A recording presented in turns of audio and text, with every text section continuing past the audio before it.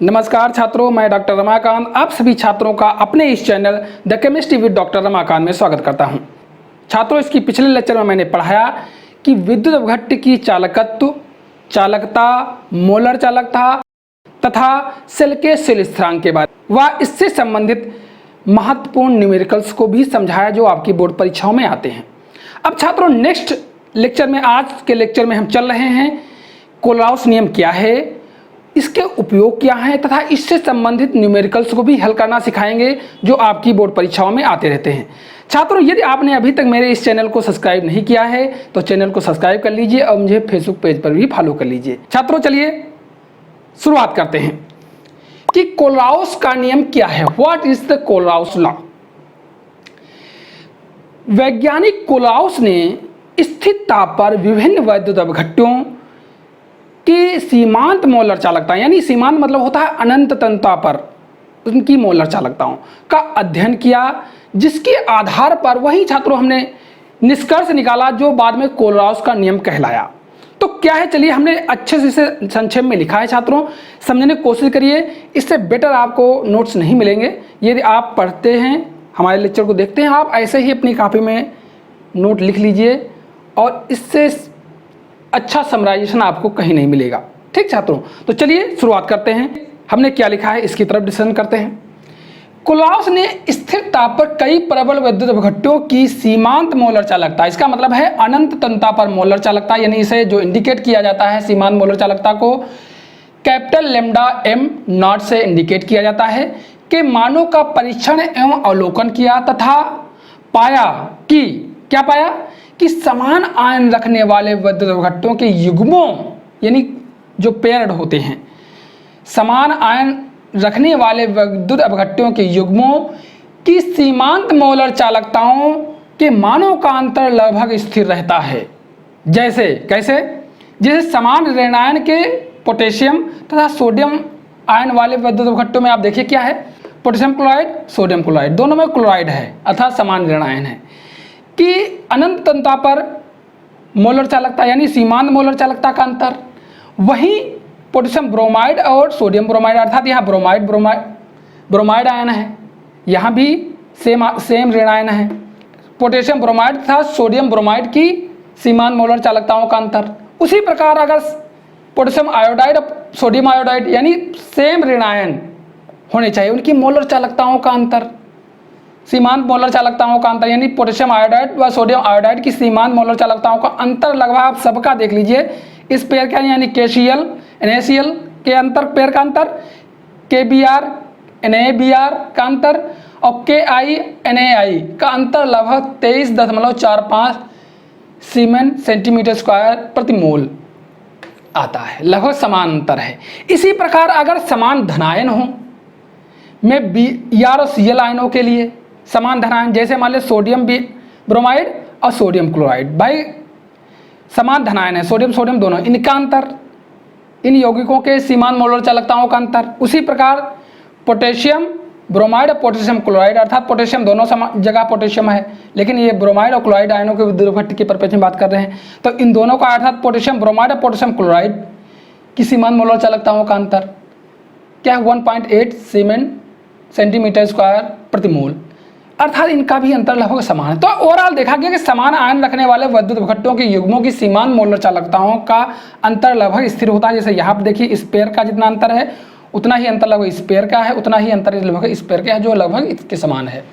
उसी प्रकार इन दोनों पेयरों यानी समान धनायन वाले पेयरों में सीमांत मोलर चालकताओं का अंतर लगभग 1.8 है, जो कि लगभग सब में समान है।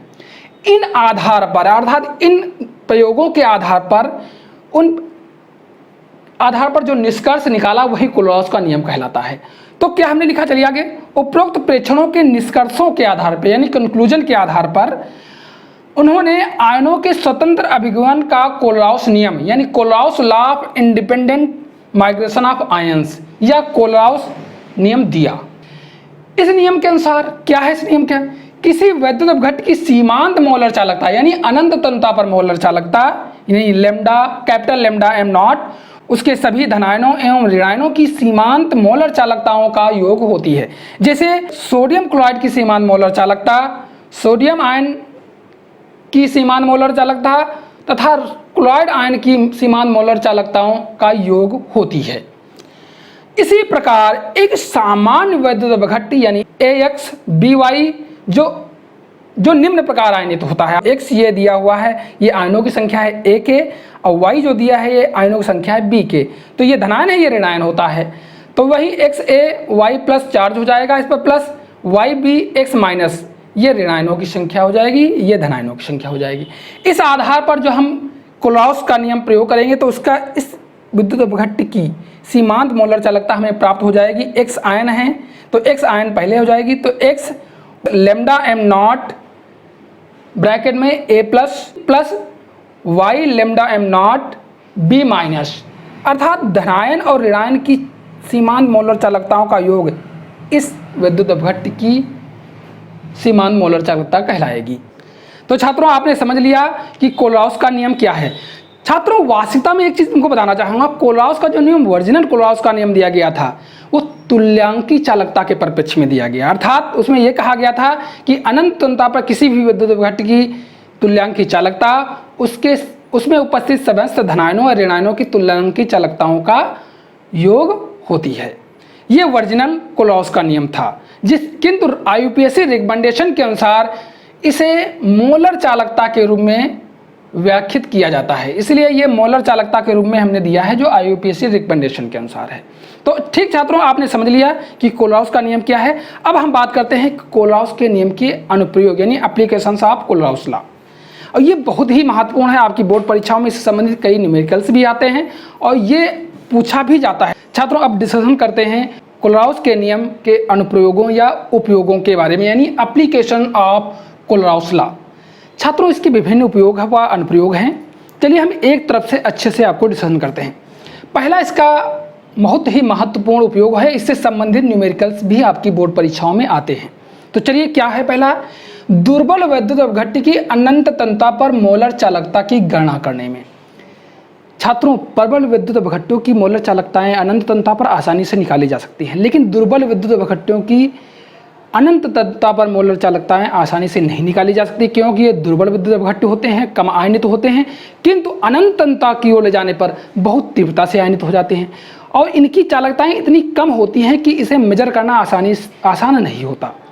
इसलिए अनंत तन्यता पर दुर्बल विद्युत अपघट्यों की मोलर चालकताओं का कैलकुलेशन कोलॉस के नियम के अनुसार किया जाता है। इसके माध्यम से हम विभिन्न प्रबल विद्युत अपघट्य लेते हैं और उन विद्युत अपघट्यों के माध्यम से हम किसी दुर्बल विद्युत अपघट्य की अनंत तन्यता पर मोलर चालकता का गणना करते हैं। तो वही छात्रों हम लिखे हैं यहाँ पर, जरा देखें समझें क्या लिखा है। दुर्बल विद्युत अपघट्य की अनंत तन्यता पर मोलर चालकताएं बहिर्वेशन यानी एक्सट्रापोलेशन विधि द्वारा नहीं प्राप्त किया सकता है, अतः दुर्बल विद्युत अपघट्य के लिए अनंत तन्यता पर मोलर चालकताएं कोलॉस के नियम का उपयोग करके प्राप्त कर सकते हैं।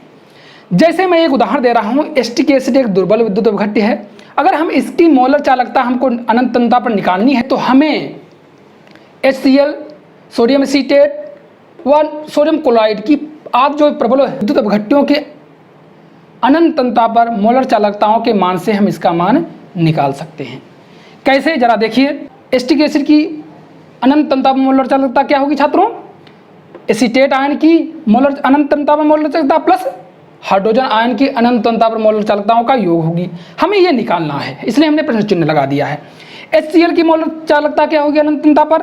हाइड्रोजन आयन की मोलर चालकता प्लस Cl क्लोराइड आयन की मोलर चालकता। उसी प्रकार सोडियम एसीटेट व सोडियम क्लोराइडों की भी अनंत तन्यता पर मोलर चालकताएं उनके आयनों की मोलर चालकताओं का योग होती है, कोलॉस का नियम है। अब हमको प्राप्त करना है ये, जरा सोचिए, इन जहाँ पर हमने विखंडित कर दिया है कैसे करें कि हमको ये प्राप्त हो जाए। तो आप क्या करें, समीकरण प्रथम को समीकरण सेकंड को जोड़ लीजिए और उसमें से समीकरण थर्ड घटा दीजिए। तो क्या होगा आपका, देखिए जब घटाओगे तो सोडियम से कट जाएगा, क्लोराइड आयन वाली चालकता से कट जाएगा, तो आपको इसकी चालकताएं बचेंगी। तो वही हमने लिखा है छात्रों, समीकरण फर्स्ट व सेकंड को जोड़कर समीकरण थर्ड घटाने पर आपको तो क्या हो जाए, समीकरण फर्स्ट में HCl की अनंत तन्यता पर मोलर चालकता है, इसी प्रकार सोडियम एसीटेट की अनंत तन्यता पर मोलर चालकता माइनस सोडियम क्लोराइड की अनंत तन्यता पर मोलर चालकता को जब आप घटा देंगे तो हमको ये फार्मूला यानी एसीटेट आयन की प्लस हाइड्रोजन आयन की मोलर चालकता प्राप्त हो जाएगी, और जिसका मतलब होता है एसिटिक अम्ल की मोलर चालकता हमको अनंत तंता पर इस तरीके से निकाल सकते हैं। अर्थात हम कह सकते हैं कि अनंत तंता पर HCl व सोडियम एसीटेट की मोलर चालकताओं का जोड़ करके सोडियम क्लोराइड की मोलर चालकता घटाने पर हमें एसिटिक एसिड की अनंत तंता पर मोलर चालकता ज्ञात कर सकते हैं। अनंत तंता पर मोलर चालकता को छात्रों सीमांत मोलर चालकता भी कहते हैं। तो इस तरीके से आसानी से आप लगा सकते हो। इससे संबंधित न्यूमेरिकल्स भी आते हैं, वो भी हम इस लेक्चर में हम कंसंट्रेट करेंगे, उसको भी समझाएंगे छात्रों कैसे आपको हल करना होता है। ऐसे ही हल करना है जैसे यहाँ पर है, ऐसे ही आपको घटाओगे तो आराम से किसी भी प्रकार से हम अनंत तंता पर दुर्बल विद्युत भट्टी की मोलर चालकता का गणना कर सकते हैं। तो वही हमने लास्ट में लिख भी दिया है। इसी प्रकार अन्य दुर्बल विद्युत भट्टियों की अनंत तंता पर मोलर चालकताओं के मान की गणना हम कर सकते हैं। इसी तरीके से कोई भी है हम उसे घटाएंगे प्रबल विद्युत भट्टियों से। घटाने के पश्चात हम देखेंगे दुर्बल विद्युत अपघट्य के अगर आयंस हमें प्राप्त हो जा रहे हैं मोलर चालकताओं के अनंत तंता पर मोलर चालकताओं के परिप्रेक्ष्य में, तो वो उसकी मोलर चालकता कहलाएगी उस दुर्बल विद्युत भट्टी की। तो चलिए अब छात्रों हम नेक्स्ट अनुप्रयोग एप्लीकेशन की तरफ चलते हैं कोलॉस नियम के। जैसे पहला उपयोग आप समझ गए छात्रों। दूसरा उपयोग है दुर्बल विद्युत अपघट्यों के वियोजन की मात्रा व वियोजन स्थिरांक की गणना करने में। अच्छा, जो दुर्बल विद्युत अपघट्य होते हैं वो पूर्णतः वियोजित होते नहीं हैं, तो इसलिए उनकी वियोजन की मात्रा को भी हम कैलकुलेट कर सकते हैं और वियोजन स्थिरांक को भी कैलकुलेट कर सकते हैं। किसके माध्यम से? कोलॉस के नियम के उपयोग करके।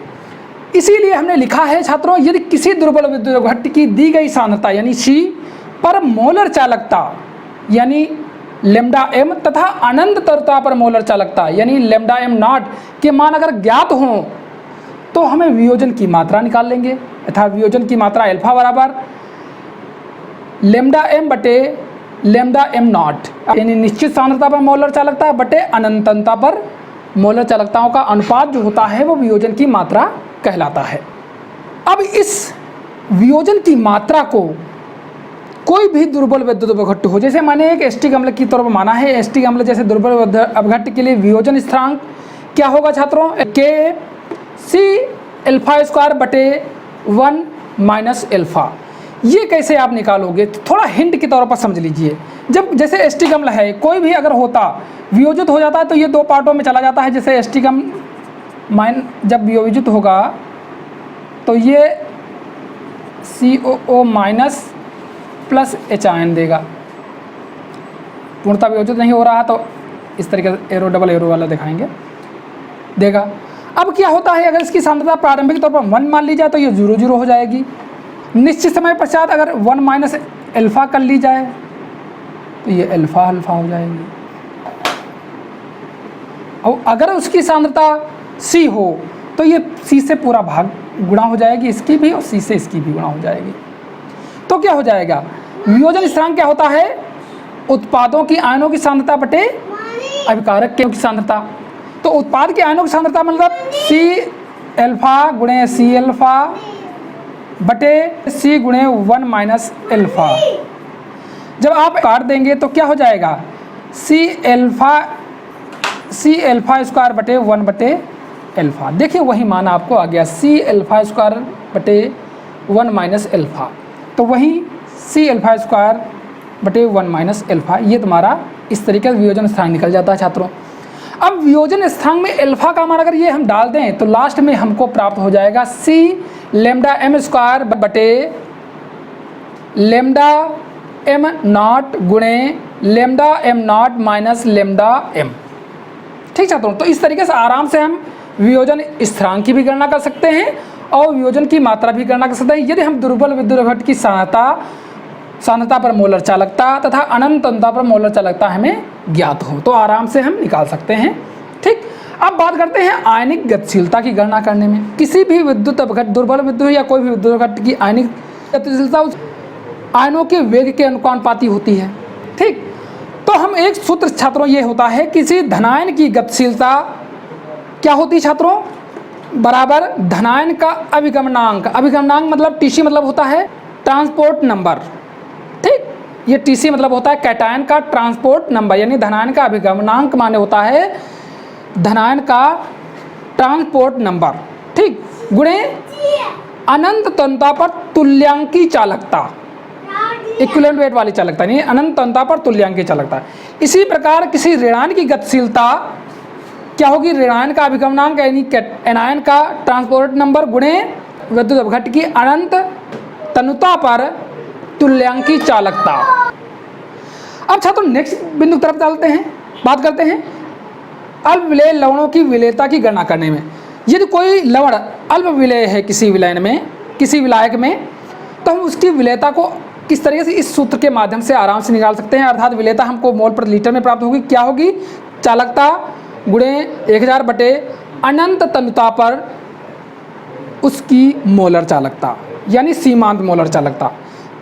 तो चालकता हमें अगर ज्ञात है और अनंत तनुता पर उसकी मोलर चालकता हमें ज्ञात है, तो आराम से हम उस कम सॉल्युबल होने वाले पदार्थ यानी अल्प विलेय लवण की विलेयता की हम गणना कर सकते हैं। छात्रों बात करते हैं नेक्स्ट पॉइंट की तरफ। छात्रों जल के आयनिक गुणनफल की गणना में कोलॉस का नियम इसमें भी प्रयोग किया जाता है। हमको जल की मोलरता निकालेंगे किसके माध्यम से, वही सूत्र के माध्यम से, यानी चालकता गुणे 1000 बटे अनंत तनुता पर। और इस हम दोनों को वैल्यू अगर हम कोलॉस के नियम से चालकता ज्ञात कर लेते हैं और ये ज्ञात कर लेते हैं, तो इसके माध्यम से हमें जल की मोलरता प्राप्त हो जाएगी। और जल की मोलरता उस जल में उपस्थित हाइड्रोजन आयनों तथा हाइड्रोक्साइड आयनों के बराबर होती है। अब दोनों के आयनों की सांद्रता हमें जब प्राप्त हो जाएगी, तो हम की आयनिक चालकता उसमें हाइड्रोजन आयनों की सांद्रता गुणे हाइड्रोक्साइड आयनों की सांद्रता का हम गुणनफल कर लेंगे और आराम से हमें प्राप्त हो जाएगी। अब चलिए छात्रों हम बात करते हैं इससे संबंधित महत्वपूर्ण न्यूमेरिकल जो आपके कोलॉस नियम से संबंधित आते जरूर हैं, अब उसको हल करना सिखाते हैं। चलिए मेरे साथ बने रहिए। छात्रों अब बात करते हैं कोलॉस के नियम से संबंधित न्यूमेरिकल क्वेश्चनों की। छात्रों इस प्रकार के क्वेश्चन कोलॉस नियम की उपयोग जहां दुर्बल विद्युत भट्टों की अनंत तनुता पर मोलर चालकता के अंतर्गत हम पढ़ रहे थे, उससे संबंधित ये न्यूमेरिकल क्वेश्चंस आते हैं।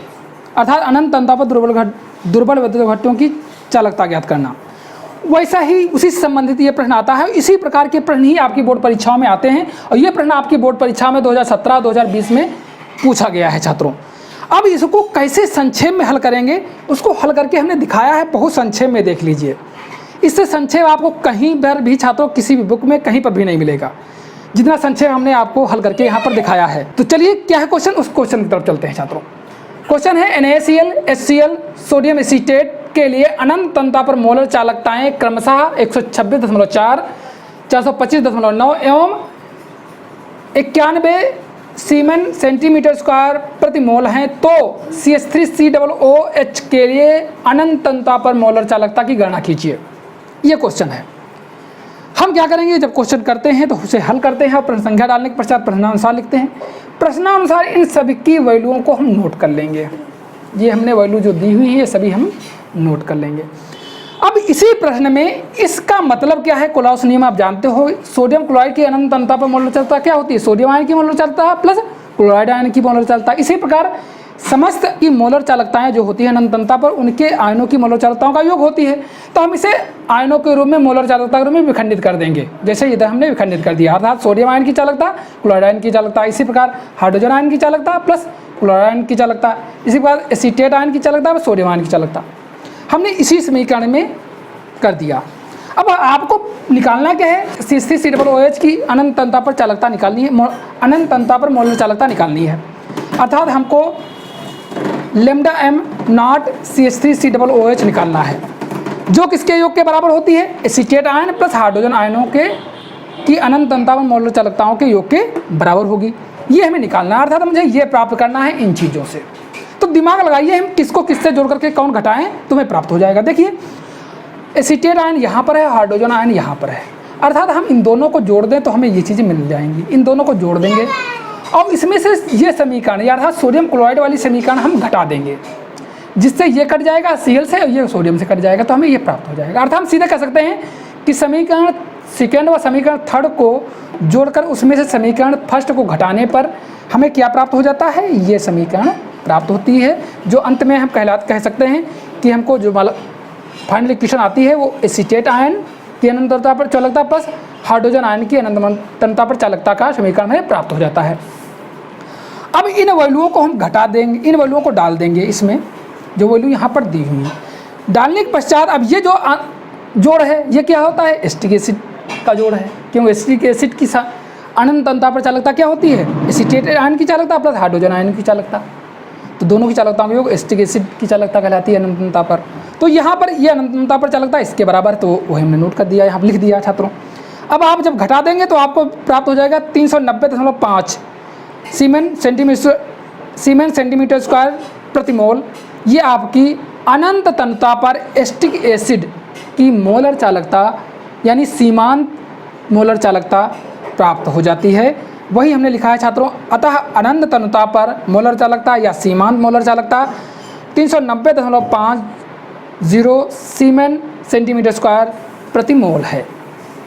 तो इस तरीके से कोई भी प्रश्न आए छात्रों, इस तरीके से अपनाना कोशिश करना, बहुत संक्षेप में हल कर लोगे, ज़्यादा कोई समस्या नहीं आएगी। अगर अन्य तरीका से लगाओगे तो बहुत परेशान हो जाओगे, घटाने जोड़ने में लिखने में बहुत समय बर्बाद जाएगा आपका। इसलिए आप इस तरीके से 60 तरीका अपनाना, फटाक से नोट कर देना, उसी सामने इस जोड़ करके घटा करके आपको ये प्राप्त करना है कि जो हमें फाइनल इक्वेशन है उसका ये लाना है, हम कैसे भी जोड़ कर घटा करके लाएँ। तो आराम से आप अच्छे तरीके से इन तरीके से आप इन्हें प्रकार के प्रश्नों को हल कर सकते हैं, कोई समस्या नहीं आएगी छात्रों, बस थोड़ा समझने की कोशिश करना है। छात्रों यदि आपने अभी तक मेरे इस चैनल को सब्सक्राइब नहीं किया है तो सब्सक्राइब कर लीजिए और मुझे फेसबुक पेज पर भी फॉलो कर लीजिए। अब आपको हम मिलेंगे नेक्स्ट वीडियो में, तब तक के लिए धन्यवाद, नमस्कार।